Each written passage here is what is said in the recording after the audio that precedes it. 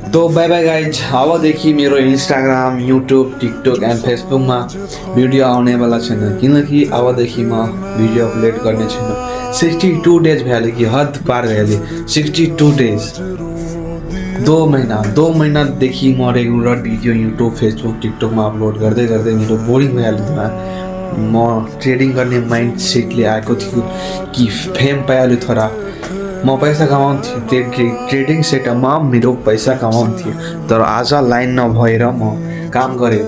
थोडा बहुत काम, अलिकता काम गरेँ, तर आज लाइन नभएर काम गरेन। म फेमको लागि मात्र म सोसल मिडियामा आएको थियो, तर फेम पाएन। 62 डे कन्सिस्टेन्सी, म 62 डेज कन्सिस्टेन्सी ट्रेडिङमा पनि गरेछु, तर धेरै इम्प्रुभमेन्ट भएछ ट्रेडिङमा। तर इन्स्टाग्राम, फेसबुक एन्ड टिकटकमा मलाई सपोर्ट मिलेको छैन। त्यसैले आजदेखि मेरो इन्स्टाग्राम, टिकटक, फेसबुक एन्ड युट्युबमा भिडियो आउनेवाला छैन। त्यसैले बाई बाई।